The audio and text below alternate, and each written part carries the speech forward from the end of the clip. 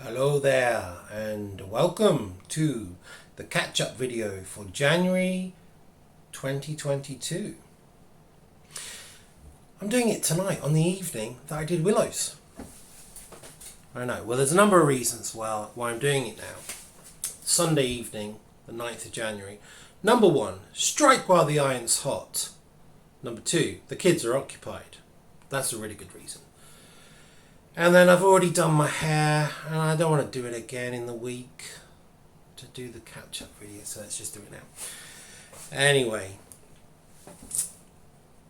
I hope that this video helps you connect to the Willow group, even if you were not able to be there today.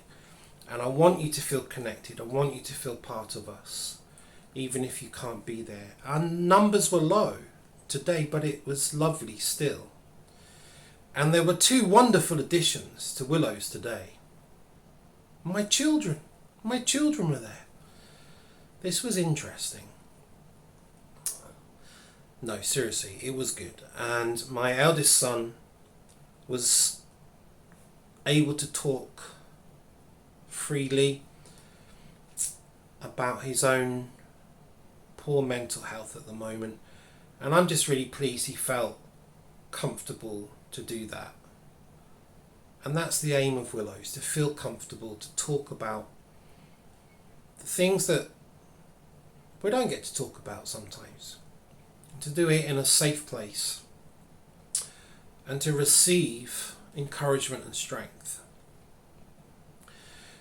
What might you expect if you come to a Willows meeting in person? Well, normally have some kind of opening up with a little bit of worship, but not necessarily singing. Sometimes we've listened to some music, sometimes we've read from the Psalms, sometimes we have sung. Not today. Often I'll bring something, or someone will bring something for us to think about, or we might take some cliches that we hear in Christian circles and we will debunk them. I'll come on to that in a moment, just one example. I just want to reassure you, if you come along to a Willows in-person meeting, you're not going to be put on the spot. We don't go round the room saying, so now you tell us about how you are. It's not that kind of group, but people do often say how they are. One person today felt able to share that they're having a very difficult time in every area. And the reply to them was, well, I'm not going to just say something, I'm not going to just say a platitude now, even if I don't know what to say.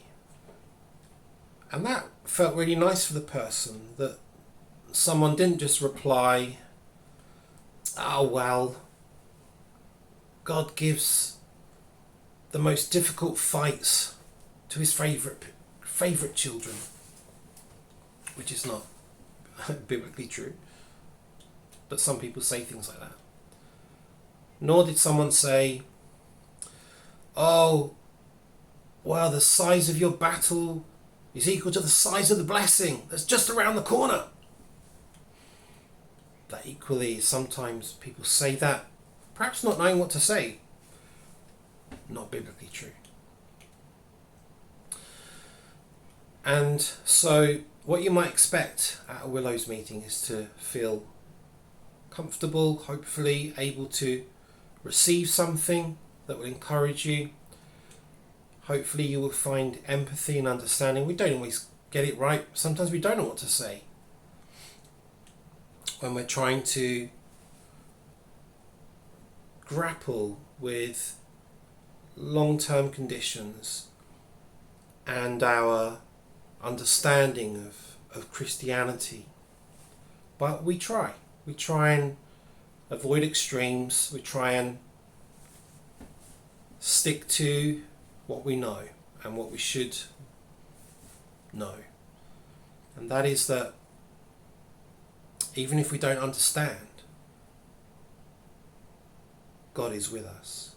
When we give our allegiance to follow him, when we respond in faith to his call for reconciliation, we know that God has revealed in his word that he will be with us. He will be with us. And we can draw upon the comfort of God's truth and of the comfort of his Spirit. So I'm just going to leave you with a thought that I never actually got round to sharing today, but I'm going to just share it with you. And, you know, those who know me, you know I'm going through a tough time at the minute. And sometimes it's hard to open the Bible, isn't it? And just find the right part. We need good teachers. We need guidance. We need people to help keep us focusing on hope. So I often go back to some verses that I really love, and maybe you do too, and I'm going to share one now that everyone knows. Psalm 23, the Lord is my shepherd, I shall not want. He makes me lie down in green pastures. He leads me beside quiet waters. He restores my soul. He guides me in the paths of righteousness for his name's sake. Even though I walk through the valley of the shadow of death, I will fear no evil, for you are with me. And I'm reading from the New American Standard Bible. And in the footnote where it says the valley of the shadow of death, it says, or valley of deep darkness. At some point in our lives, we will experience perhaps that valley of the shadow of death, whether it's through grief and bereavement, or where we are feeling we might go through an illness ourselves. But that caught my eye. The valley of the shadow of death could also mean a valley of deep darkness. And in the darkness, and this world is dark, there is a light that shines in God's word. And there is a light that shines for us to have hope. And sometimes, you know, when things are hard, I don't know about you, I think too much, and I need to learn to, you know, go and sit by the quiet waters and let my soul be restored. And what are the things that help restore your soul? And for me, I like listening to music without words, lots of lovely piano, cello, classical music, instrumental music, because then I'm not struggling with words to think about, and I can just relax. Sometimes I play a game to switch off. And there's another psalm I'm going to end with, Psalm 131. And again, I'm reading from the New American Standard. And it says this: O Lord, my heart is not proud, nor my eyes haughty, nor do I involve myself in great matters, I like that bit, or in things too difficult for me. Surely I have composed and quieted my soul, like a weaned child rests against his mother. My soul is like a weaned child within me. Well, it's not always, but I'm trying to keep walking in faith, keep holding on, keep leaning in.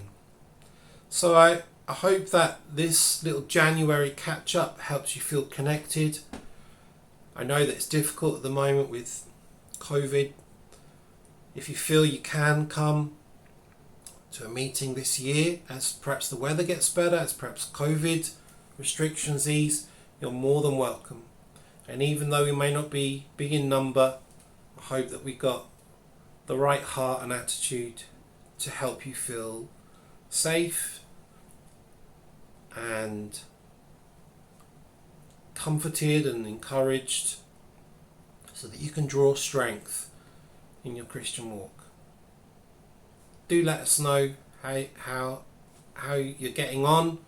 Say hello in the comments below and keep in touch, and I hope to see you soon.